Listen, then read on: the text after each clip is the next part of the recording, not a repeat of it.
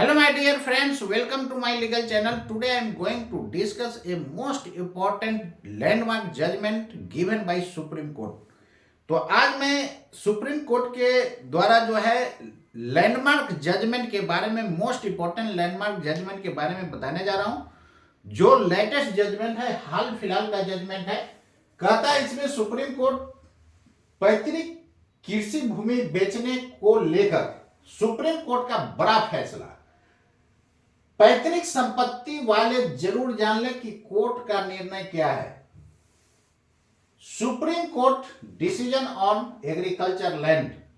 हर तरह की संपत्ति के बेचने को लेकर कानून में अलग अलग प्रावधान है दोस्तों, जिसके चलते सभी तरह की भूमि का सौदा किया जाता है। इसमें पैतृक कृषि भूमि को लेकर भी कई अहम प्रावधान किए हुए हैं। हाल ही में सुप्रीम कोर्ट ने पैतृक कृषि भूमि बेचने के मामले में बड़ा फैसला सुनाया है। तो इसमें जो है पैतृक भूमि बेचने के मामले में सुप्रीम कोर्ट ने बड़ा फैसला सुनाया है। एक्चुअली ये हिमाचल प्रदेश कोर्ट का था, उसके बाद जो है सुप्रीम कोर्ट में गया, तो वहां पर जो है हिमाचल प्रदेश के कोर्ट के जजमेंट को सपोर्ट किया और सुप्रीम कोर्ट ने बोला,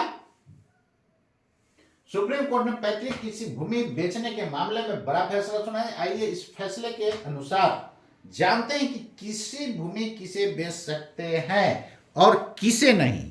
तो चलिए आपको मैं चलिए देखिएगा क्या कहता है। भारत के सर्वोच्च न्यायालय ने एक महत्वपूर्ण निर्णय सुनाया, जिसमें कहा गया कि यदि किसी हिंदू परिवार का सदस्य कृषि भूमि को बेचना चाहता है, हिंदू परिवार का सदस्य यदि कृषि भूमि को बेचना चाहता है, तो उसे सबसे पहले अपने घर के अन्य सदस्यों को इसे बेचने का अवसर देना होगा। कहने का मतलब यह हुआ कि यदि कृषि भूमि बेचना चाहते हैं तो आप अपने घर के जो भी सदस्य हैं, पहले आप उसको प्राथमिकता दीजिए, मतलब प्रीफरेंस पहले उसको आपको देना होगा। यदि वो नहीं खरीदता है तब आपको दूसरे को बेचना होगा। कहने का मतलब यही हुआ। अब आगे देखिए इसमें क्या कहता है। तो उसे सबसे पहले अपने घर के अन्य सदस्यों को इसे बेचने का अवसर देना होगा। यह आदेश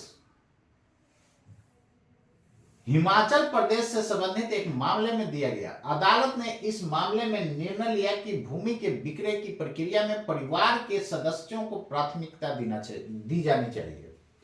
यानी सबसे पहले परिवार के सदस्यों को प्राथमिकता दी जानी चाहिए। बता दें कि यह मामले में यह पूछा गया था कि क्या कृषि भूमि विशेष कानूनी धारा 22 के प्रावधानों के अंतर्गत आती है। सुप्रीम कोर्ट के इस निर्णय से इस सवाल का जवाब साफ हो गया होगा। चलिए आगे मैं देख रहा हूं, कब मिलता है कृषि भूमि पर परिवारों के सदस्यों का हक।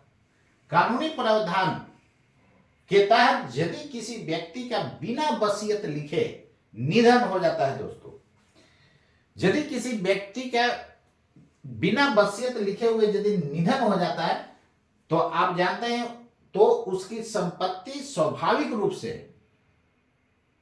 उसके परिवार के अन्य सदस्यों को मिलती है। ये तो आपको भी पता होगा। क्लियर है।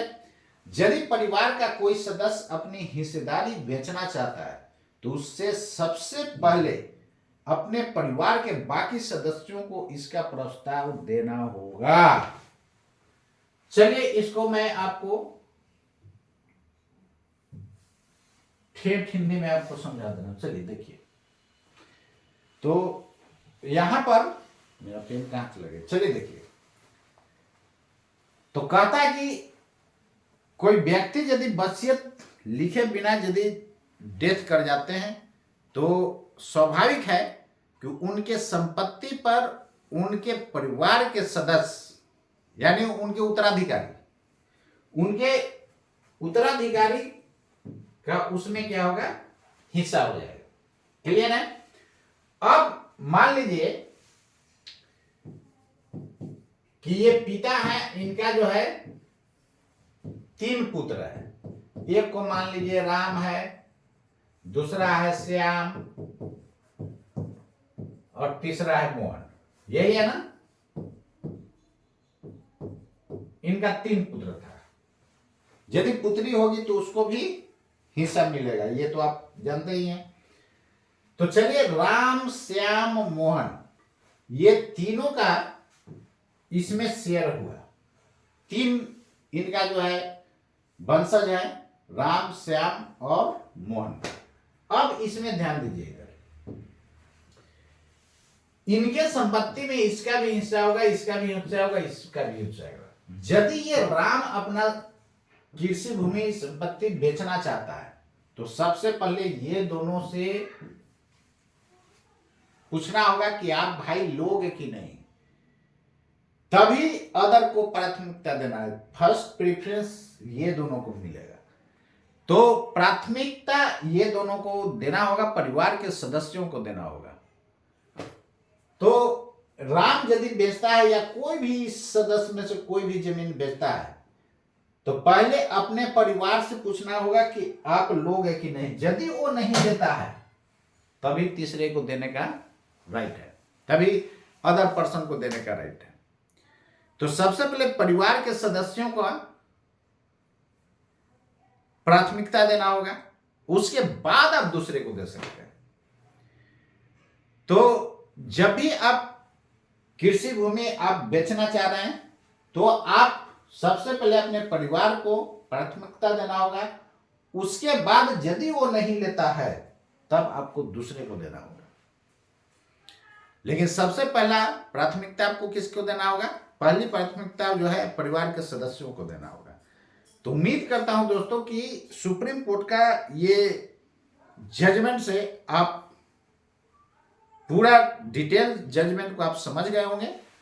तो जब भी इस तरह का आपके साथ भाई वाले या कोई भी परिवार का सदस्य इस तरह कर रहे हैं कि आपका जमीन जो है आपको नहीं पहले खरीदने के लिए पूछे और दूसरे को दे दिए, तो आप इस पे उनके अगेंस्ट, उनके खिलाफ जो है आप कार्रवाई कर सकते हैं। तो परिवार के सदस्यों से पहले पूछना जरूरी है। यदि वो नहीं लेता है तब आप दूसरे को आपको देना होगा। तो सबसे पहली प्राथमिकता किसको देना होगा? परिवार के सदस्यों को देना होगा। तो इस तरह यदि आपका घर में या रिलेटिव में या गांव में इस तरह का कहीं भी कंडीशन आ रहा है तो कभी कभी देखते हुए कि ये तीन भाई है ना, तीनों में बातचीत नहीं है। जब बातचीत नहीं है तो ये राम क्या करेगा कि ये दोनों से पूछबे नहीं करेगा, दे देगा दूसरा के। तो ये दोनों जो है इसके अगेंस्ट कोर्ट में जा सकता है। तो फाइनली जीत जो होगा इसी का होगा। यानी सबसे पहले राम को ये दोनों को प्राथमिकता देना होगा कि तुम बाबू लोगे कि नहीं। यदि तुम ले लेते हो तो उसके बाद उसको नहीं देना होगा। अब ये दोनों को सबसे पहले प्राथमिकता देना होगा, उसके बाद यदि ये नकारता है उसके बाद अदर पर्सन को दे सकता है। तो सबसे पहले परिवार के सदस्यों को प्राथमिकता देना होगा। ये सुप्रीम कोर्ट का लेटेस्ट जजमेंट है और सुप्रीम कोर्ट का जो भी जजमेंट होता है वो कानून बन जाता है दोस्तों। फिर जितना भी इंडिया का कोर्ट है उसको मानना होगा। तो सुप्रीम कोर्ट का जो भी जजमेंट होता है वो कानून बन जाता है और पूरे इंडिया के कोर्ट पर वो लागू होगा। यानी उस जजमेंट को उसको मानना होगा। तो उम्मीद करता हूं दोस्तों इस बात से आप अवगत हो गए होंगे। तो आज के लिए इतना ही। Now I am going to end the lecture today. Thank you, have a nice day, see you again tomorrow, bye.